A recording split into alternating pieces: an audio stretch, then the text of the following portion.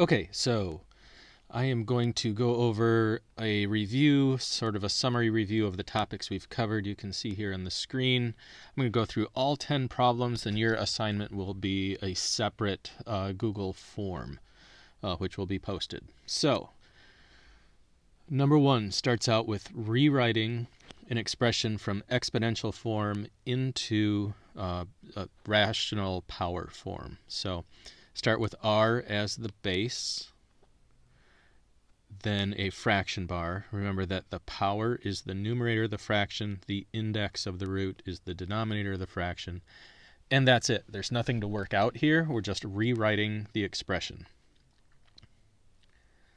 Number 2 is the same thing, just the reverse order. This is written as a rational exponent. We're going to change it to a root. The type of root, or the index, is 3, and this is all to the second power because of that power right there. And again, that is the answer. There is nothing to solve, evaluate, nothing like that. We're just rewriting. Next,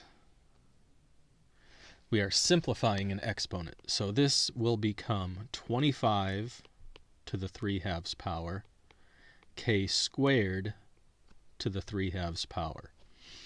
Now 25 to the 3/2 power, if you watch the calculator, you can, delete that, 25 raised to the 3 divided by 2 power is 125. If you're curious about how to work that out, I'll go ahead and do it anyway. So it's a square root to the 3rd power. That denominator has an index of 2, but normally it's not included in a square root. So the square root of 25 is 5, and then when you raise that to the 3rd power, you get 125. So if you're wanting to work that out by hand, you can. Otherwise, you saw me do it on the calculator. Now for the variable, k squared to the 3/2 power. When you have a power to a power, you multiply them. 2 times 3/2, which is 3. Or if you were going to work it out by hand, 2 times 3/2, you put the 2 over 1. Top times top, bottom times bottom. 6/2 is 3. So either way, calculator or do it by hand, here is the answer. 125 k to the 3rd power. If I'm going too fast, of course, you can just pause. So I'll just try to get through these lessons as they come fairly quickly, knowing that you can pause things and go at your own speed if you want to. Number 4 is sort of a lot of simplifying. We're going to start with the parentheses first here. So we have b and a squared, both raised to the 2nd power. That's going to become b squared a to the 4th power. Bring the rest down. Now when we multiply, we want to pair up like bases, so the a's are going to go together. And remember, when you multiply like bases, you add the powers. 3/4 plus 4 is going to go there. And for b, you add the powers, 2 plus 2. Of course, that's pretty basic. 2 plus 2 is 4, silly. 3/4 plus 4. Again, if you rely on the calculator, it would be nice if you didn't have to. 3/4 plus 4 is 19/4.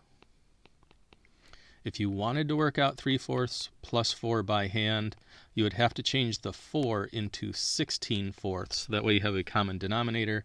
And then you can just add the 3 plus 16 is 19/4. So that's where that comes from. A to the 19/4, b to the 4th. I'm going to take a time out for a second and just scroll down and look at the answers. So we got this one, this one, this one, this one. These are written backwards. That really doesn't matter. Then don't let something like that bother you. We are doing just fine so far. Now we're into solving equations. Remember to isolate a variable when it has a rational exponent. You raise that to the reciprocal power, and then you do that to the other side of the equal sign. 2/3 times 3/2, just everything cancels, isolates the b. 216 raised to the 2/3 power is 36, and we're good to go with that. Number 6, same thing, just more steps. We're going to subtract 6 first to get negative 64 equals negative 2x to the 5/3. That is negative 2 times x, so divide by negative 2. Negative by negative is positive, so that's 32 equals x to the 5/3. And then how do you cancel out a rational power? Do the reciprocal power. Oops. So 3/5 power, and then do that to both sides. This cancels out. You get x. 32 to the 3/5 power. So 32 raised to the 3 divided by 5 is 8. Again, just for whatever, if you wanted to see how to work this out, actually, if you didn't have a calculator, you got to think of 32 as 2 times 16, 2 times 8, 2 times 4, 2 times 2. You see you've got 1, 2, 3, 4, 5 2's. So 32 is really 2 to the 5th power. So if you raise that to the 3/5 power, you keep the base 2 and you multiply the powers. 5 times 3/5. When that goes over 1, the 5's basically cancel. You get 3. 2 to the 3rd power is 8. So there's where that 8 comes from if you were going to do it without a calculator. Let me check those two answers.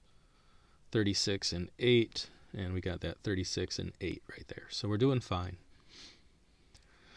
Now the next 4 problems say remember to check for extraneous solutions. So you have to remember that sometimes when you do these square root equations, that every so often you get an answer that's really not a good answer. It doesn't work. So we'll be checking our answers as we go the old-fashioned way.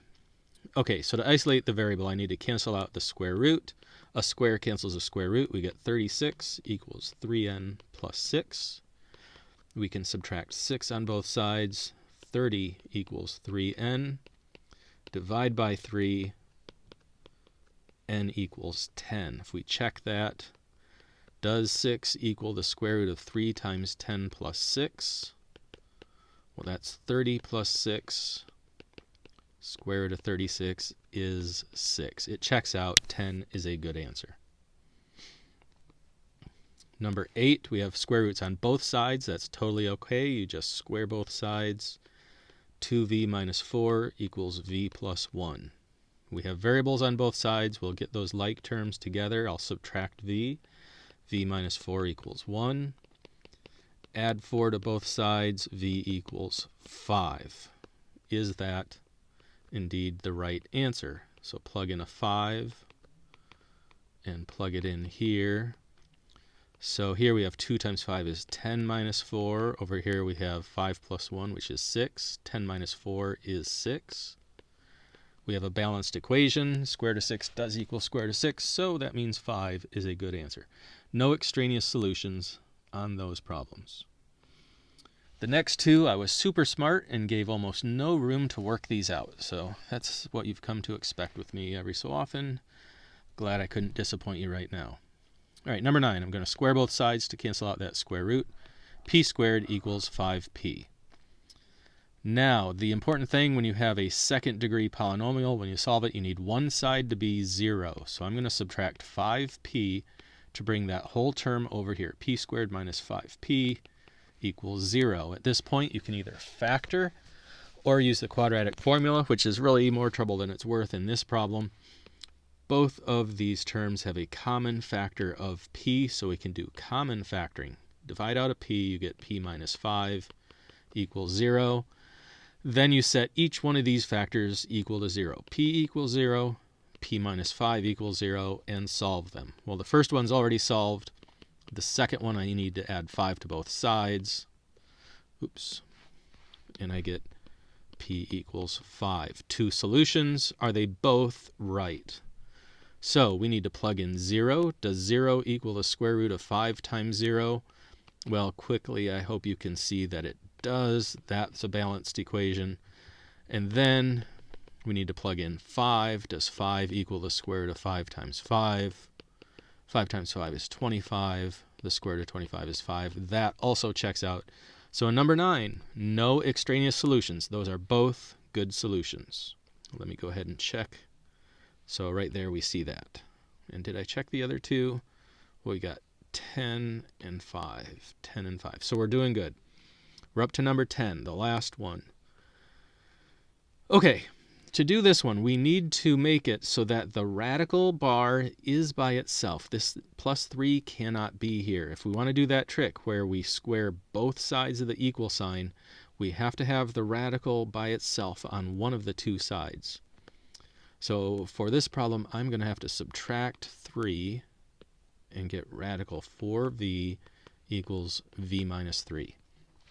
At this point, it's okay to square both sides. But on the right, I have to square the whole thing, not just, the 3, not just the v, but the whole thing. On the left, the square root cancels out. You get 4v. On the right, we have to FOIL, which I know is all the fun in the world. So we have v squared minus 3v minus 3v plus 9. These are like terms here. We can combine those and get negative 6v. Now we need one side to equal 0, so I need to eliminate that 4v. I'm going to subtract it, and then over here line it up with its like term. 0 equals v squared minus 10v plus 9. Again, we are at the point where we could either use the quadratic formula or factor, and this one's pretty easy to factor. Two numbers that multiply to 9 and add up to negative 10. Well, 9 times 1 is 9. 9 plus 1 is 10. If we make them both negative, then it works out. So we set one factor equal to 0, set the other factor equal to 0. When we solve them, we get v equals 9, v equals 1. So we see two solutions. The question again is, are they both good solutions? So go back to the original problem, plug in a 9, and see if that works. So I get the square root of 36 plus 3. Square root of 36 is 6. 9 does equal 9. That's a good solution. Now we'll try it again with 1. Square root of 4 times 1 plus 3 equals 1. 4 times 1 is 4. Square root of 4 is 2. 2 plus 3 is 5. That does not equal 1, so that is an extraneous solution. So for number 10, v equals 9 is the only solution, and if we check it down here, that is right. Okay, so I know this is all stuff you've learned before. Like I said, before this whole thing started, we're going to start this online instruction with a review topic. We had just sort of finished this whole unit, so here's a review of the whole unit. Your assignment, you will see, are just these concepts sort of all over again one more time before we start a whole new thing. Post questions if you got them. Good luck. Don't forget to get, every day check in and do your assignments. See you later.